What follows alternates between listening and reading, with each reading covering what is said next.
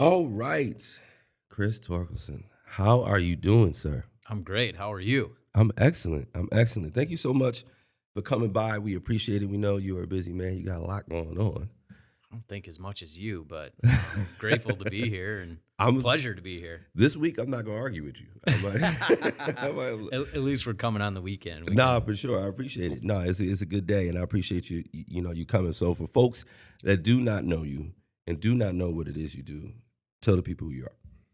Very tricky. Chris Torkelson. I'm the president and CEO at Lloyd Companies. What I do specifically is, that's a question that is up in the air, and I maybe have others respond to that. But our company's a real estate company, development company, construction, property management, residential property management, commercial property management, and also hospitality. So a lot. So everything.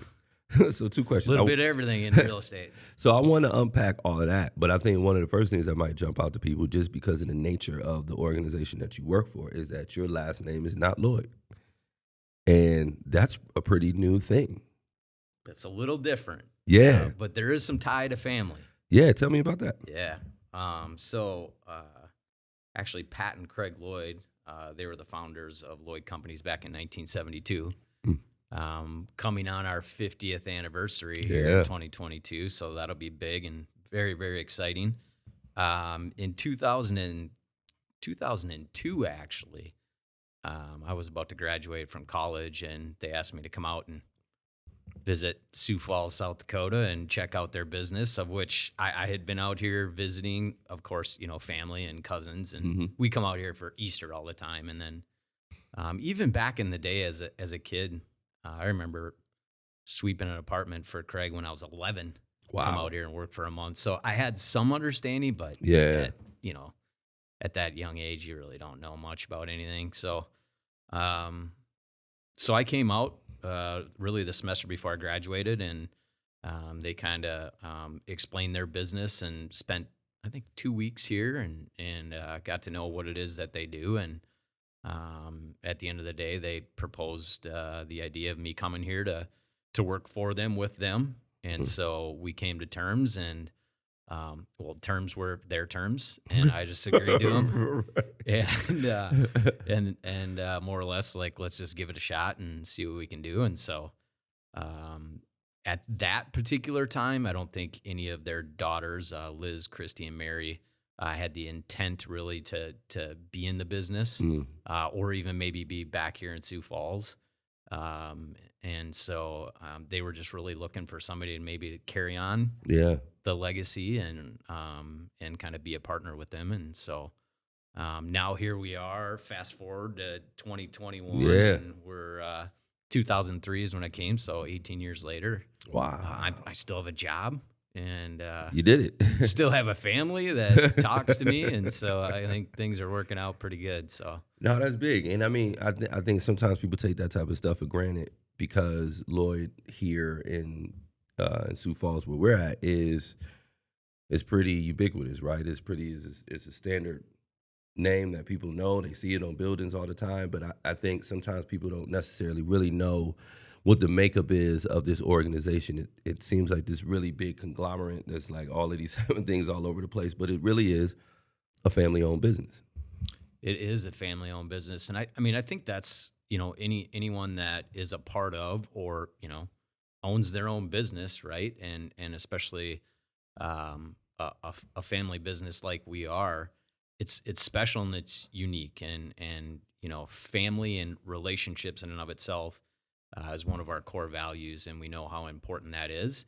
And we also know how difficult it is to work with family at times and to maintain those relationships and those ideas and opinions and balance, work and, family outside of work. And so the unique thing is we're family owned, but our intent isn't necessarily to be family managed. And currently there's just myself and then my cousin Christy, who's in the actual business aspect of Lloyd Companies. And then the others more or less play roles in just kind of the family in and of itself and the operations of family. Right. So that's the unique thing. And really, so the makeup of Lloyd is really the people and, our team. And ultimately what dives into our culture is what pushes us forward and gives us that momentum to get us out there and to be, in the various locations that we are doing the various things that we do. And, that whole mix is the makeup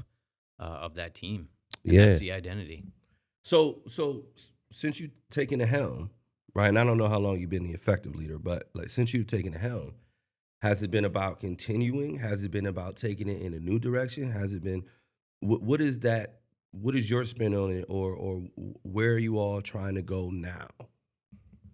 So, you give credit to Pat and Craig and what they sacrificed and did and built. And, they ultimately built the brand and the name and the reputation that Lloyd has. And without that, we go nowhere. Yeah. Right. So that early on establishment, kind of that groundworks, that foundation is what has allowed us to do what we have done when I came into the role. If you take an entrepreneurial mindset like Craig, Mm-hmm. he liked to be involved in everything that happened, within the business in and of itself. Mm-hmm. And so that has some of its limitations as far as, there's only so much time in the day. And that guy, I mean, he worked, 100 hours a week or something. Yeah. Who knows? We talked about the early Yeah. morning meetings, it started at Wow. 6. But anyways, so with that, and then Pat, when Christy, my cousin Christy had come to town, she's still in the business. Then Pat kind of retired, and I think that was in 07. Okay. So then Craig was kind of, still at the helm. But, with that, we have, the next gen, and the next gen always comes in with different ideas. Mm-hmm. Right. And, certainly, the girls had their ideas once they all kind of did come back, and eventually all of them worked in the business. And so, we had kind of the aspirations to grow it and take it from where it's at and just see if we can, organically grow it, so as to like, okay, how do we not mess this up, if you will? Yeah. And, keep a good thing going. And so, with that, ultimately, I and others in the family, it was about like, okay, well, we know we want to remain family owned, Mm-hmm. and we know that's very important. But we know if we want to grow this business, we need outside talent and Mm-hmm. people, and the right outside talent and people. And so, I mean, effectively, you go out there, you find the right people. You're intentionally building, various sectors, identifying people that can take you to that next level, right? And so we've been very fortunate to have, good growth over the past few years. And, at the end of the day, it goes back to that very foundation that we just spoke of a little bit earlier. And then it just goes from like, who do you surround yourself with? Yeah. And that's where you get that momentum. And if you can just, kind of jump on board and ride the wave per se and just carry it into the future. Well, let's talk about that for a second, right? Because you guys got some really cool projects that have just happened, that are happening, and we could talk about those in a second. But one of the things that's really interesting to me is how do you find that quality talent? And you all have put a specific focus on culture. We're doing some work together.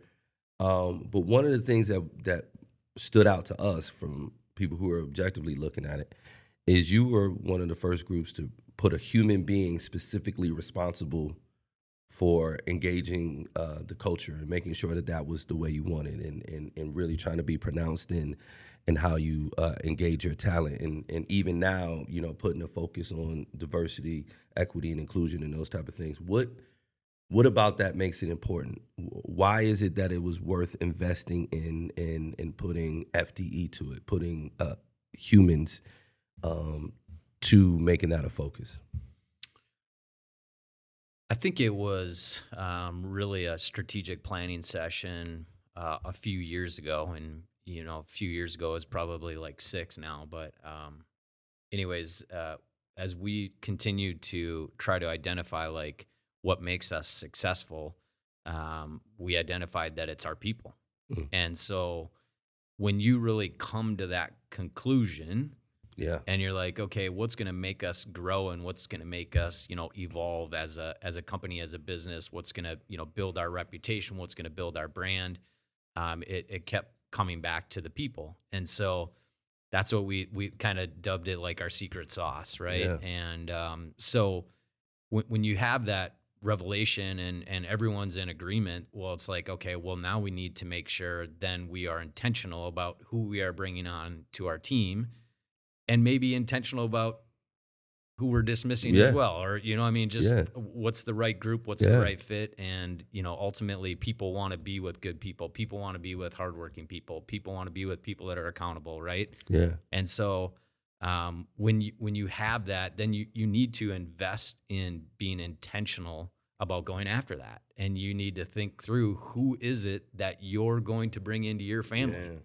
Right. And so, with that, we were fortunate to have that one individual that you're talking about, was doing some training with our group around this very topic. And so it was obviously a natural fit. And, that in and of itself has continued to evolve in people that, have that similar personality. And so, really where we're at as a company is our focus is on investing in our people and the talent of our people.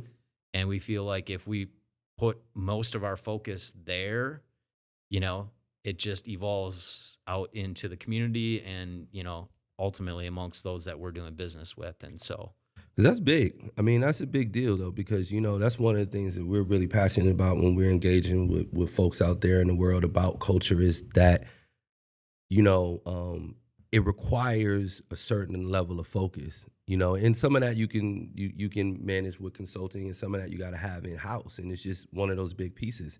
And so most places have a accounting department or person, they have a sales department or person, and then when it gets to culture, they have just a committee, and that's a good start for a lot of places. But when you can have people who are focused towards that.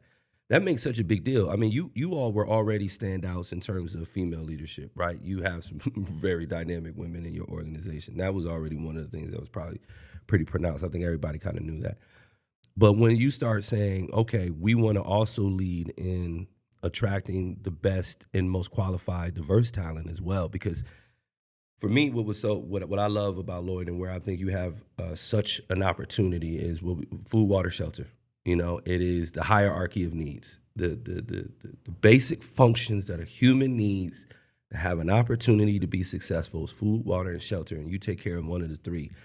And your properties hold a lot of the diversity in this community. And for you also to be looking for that in your employee is a really, really big deal, and I don't want to pass over that. And you don't have to do it. You guys are winning. You know what I mean? And so I'm really interested in why go through the trouble. Yeah. So if you look at there was the tagline back in the day, looking out for you. Yeah.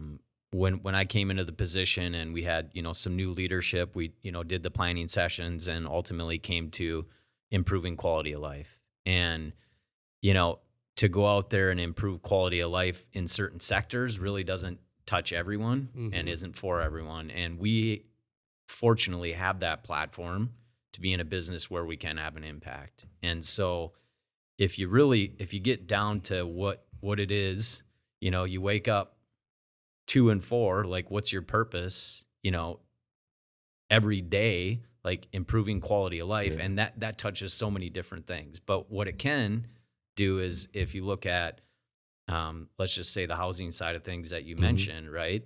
Well, we like to hit all points. I mean, we want to go out there and create a quality product for the higher end resident, and we want to create a quality product for a lower end, or whatever that price point is that fits the natural groups and everything in between.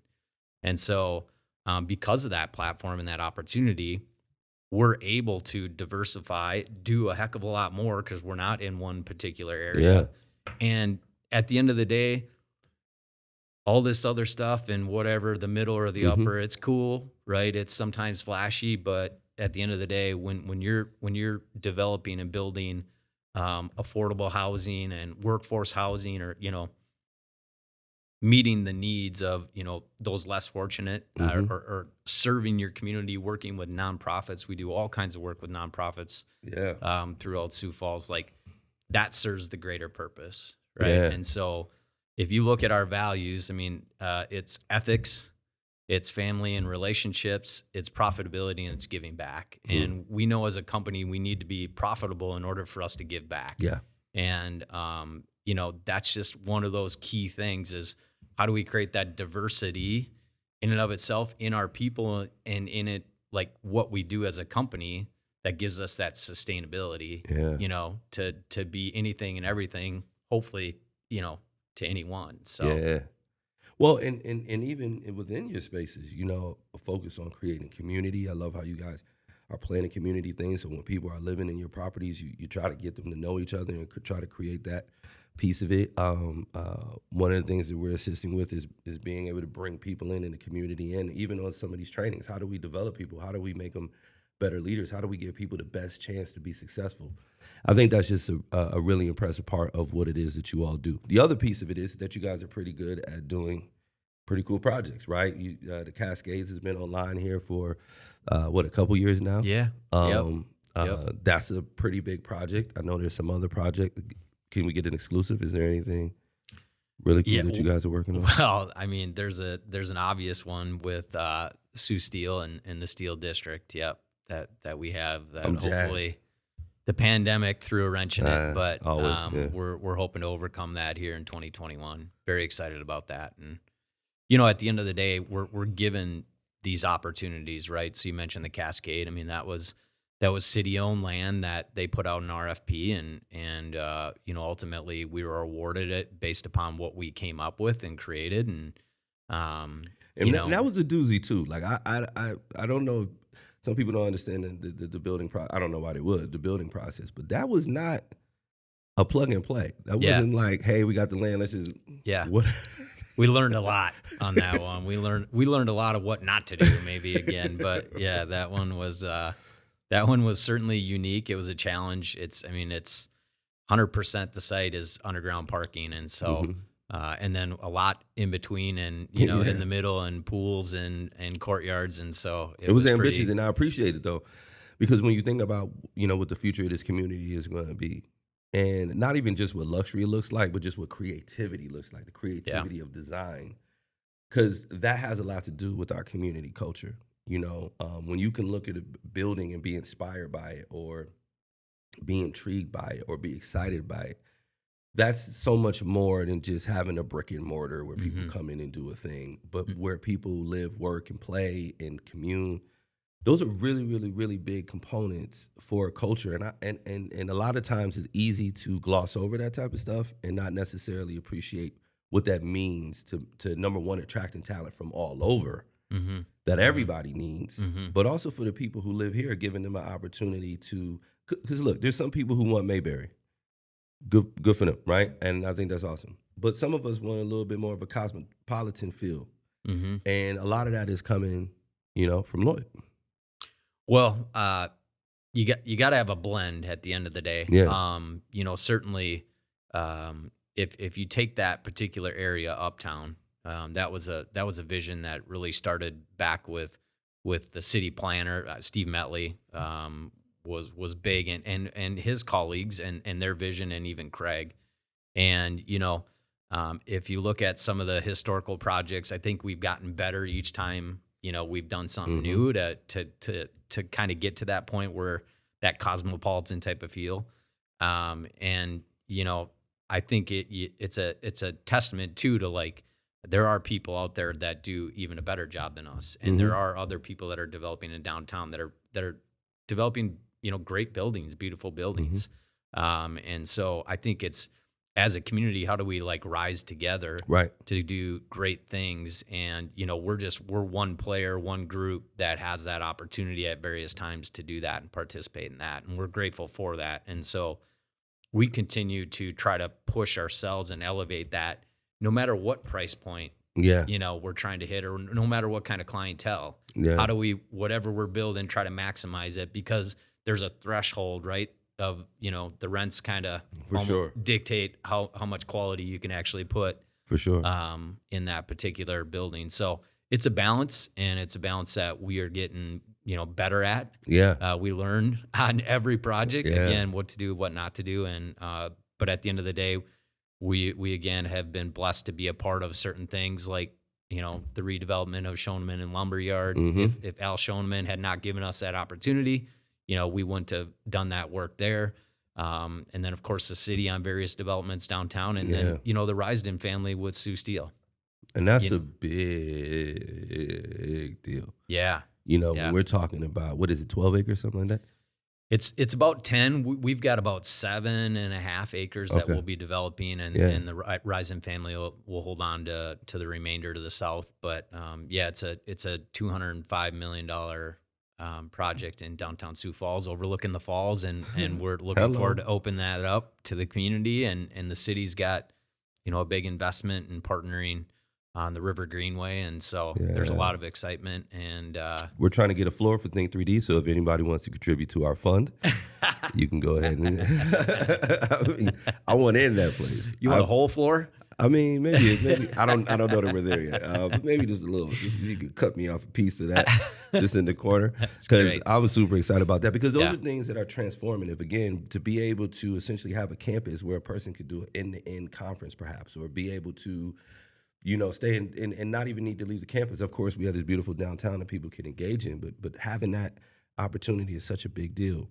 Yeah. Actually, one of the other things I want to touch on, because you kind of mentioned it, because there's other people doing great things and being able to rise together. I was talking to Matt Polson the other day, and we were talking about the idea of being able to rise together, and that the feel is different. I think with our leadership now and folks who are starting to take the helm of some of these things, it seems to be a commitment to not have it be a rat race, a dog eat dog. It seems like the willingness to work with everyone and connect with everyone is just different. And the vibe feels different. It feels more hopeful, feels more positive. And that's not to disparage those that came before us, but it just feels more collaborative. Yep. Am I reading that right? You are. I think a big part of that is, it's the community as a whole, right? It's a very philanthropic, giving community. It's a very collaborative community. People are friends a lot quicker before they're enemies, especially when they're in competing businesses. And so you see a lot of that come together. And certainly, like downtown, I came in 2003, and it wasn't necessarily an attractive area for me, in 20s ish, kind of bouncing around. It's not like Everything closed at 5. Yeah, right. I mean, I didn't want to go spend my time downtown. Right. And so once you've seen, so you take the vision of the people before me and what they ultimately wanted to turn it into, and you take what we had at Falls Park. My understanding is it wasn't active, back when. And so when the city invests in something like that, which is really the jewel of our community, and they invest in it, they invest in the River Greenway. They provide TIFs for downtown, because that's really the only way you can make projects work. Doing those kind of things help spur this economic activity, and then businesses bringing their coming into downtown and putting their businesses in town. That's a big thing. And then the next thing is heads on beds is what we always call it. That's, you need people by day, you need people by night, and so that's that driver. And you need more than just our company doing it, right? You need the whole community coming together and investing in and willing to come and participate in and support the shops and the restaurants. And right, that's what really makes it work. We're just one of many who have, taken that opportunity or been a part of helping see that vision through, from the people of the past. And as we mentioned, Steve Metley, and even, who I succeeded with, Craig, and legends. And and they are the ones that kind of created really that spark, if you will, and that pathway for us to just continue on and try to carry that on. And our downtown is really becoming something that, I certainly enjoy a lot more, and I think our community enjoys a lot more, and people are embracing it. And the good thing is we're continuing to see that investment and opportunity, and fortunately, opening up that land that's up against the falls is just going to be a game changer. And it'll continue to create a lot of activity in that area, and especially like the announcements, with Falls Park West and the Jacobson family, Yeah, what they're going to do. And I know that the city is wanting to even do more to activate that area. So I'm excited. It's really happening. I actually, I was at the one of our cocktail bars last night, and our cocktail bar per square foot is really amazing. The ones we have, but there was a gentleman there that was living downtown, older gentleman who was a professor, a medical professor, and who had lived all over the world and moved to Sioux Falls without ever having come here. He did his research, he looked at the city, and he decided to move here, and he loves it. He lives downtown, he's able to move around. And to think that somebody can now look at us from someplace else and see all the magic that's coming here. I always get a kick when my friends who have been gone 4 or 5 years come back, and their minds are blown, and they can see, being able to move through your city without being inundated with traffic and not having the same crime, and having the camaraderie, and being able to now have the amenities and the walkability and all of those other type of things. And now they're starting to look back and say, man, this is what I always wanted, and what you also realize is not that it's just that it's good enough or it's advanced enough to bring people back, but it is what it needs to be to keep people here. And so you don't have to go elsewhere. I think it's always good to take a walkabout, go see the world, bring that information back to us. But now there's less people longing to split. Before it was like, when you graduated, like, get out of here. And now that's not the case. Yep. And that's just a huge thing. One thing I want to talk about too, before we get out of here, let's get into the team, because like you said, when you named off all the list of the things that you all do, that takes a heck of a team to be able to do that, from maintenance folks to planners to construction folks. And it's a diverse group in terms of the type of work they do and the type of people that they end up being. Talk a little bit about the team piece of it, and how you put that team together, and why it's important to keep evolving and developing that team. So obviously the team started 50 years ago, and there's actually this week, our eldest employee, 39 years at Lloyd Companies, she considered throwing in the towel, and they just wouldn't let her go. And so if you look at that is that makeup that started, and that was that foundation that we kind of talked about earlier, that creates that team, right? And so it takes a lot to do what we do, but if you're identifying unique individuals that are very, I don't necessarily want to say hard charging, but they're very independent. They're accountable to themselves. They're accountable to their team. They have the talent and or are willing to learn. They're willing to collaborate. They're easy to get along with. They have good attitudes. They have, good work ethic. I mean, those combinations are the things that we look for. And, our number one thing is to start with the person and start with the attitude and the individual. And then if they have talent that comes with it, great. If not, we'll teach that talent. Yes. And so if you start with the individual and get to know them, and like, what are they really all about? And you identify with them as a person, you have a much better understanding whether they're going to fit the culture. And so that's where we start. That's what our team, does. And so we've been blessed where there has been a good reputation over the years. We need, to do everything we can to maintain that, build upon that. But those kind of things come from your commitment to your clients, to your residents, to your tenants, to your community. Volunteering, getting out there, exposing yourself and being a part of something, bigger, greater, better than just your daily job. Those kind of things really is the dynamic and makeup of our team at Lloyd. And with that, it just, people then have friends, and, you generally collaborate or hang out with the people that are generally similar to you. And so that's boded well for us over the past as well. You all did a engagement survey I got a chance to peek at, because like I said, we're doing some work together. Numbers were Amazing. People are happy. But the thing that struck me was one of the most common words that was seen in the narrative responses was pride. I'm proud to work here. Like, we don't see that in many spaces where people might be content, but they don't say proud. Like, that's a different word. Like, what does it mean to hear that coming from your people?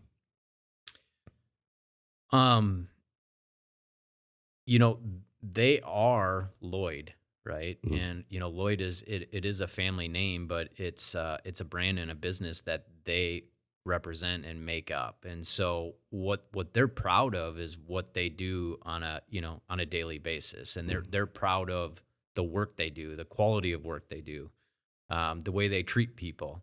They're proud to be a colleague to, and be a part of something, and maybe be a part of something that's of greater purpose, right? And mm, so that in and of itself, that's the individuals, and that's the individuals we try to seek, who have that pride. And it is one of those things we ask, like, hey, listen, that is, from the Lloyd family's standpoint, that's their name. And so however that individual represents that name on their attire, right, is a representation of the family and the business. And so when we're out in the community, when we're dealing with clients, when we're dealing with customers, everyone is supposed to continually think about that and take pride in what it mm, is they do and who they represent. And so again, if you are identifying and really focusing on the people and the right people, yeah. good people naturally take pride in Good everything people. that they Yeah. do. So it's very easy, and that's their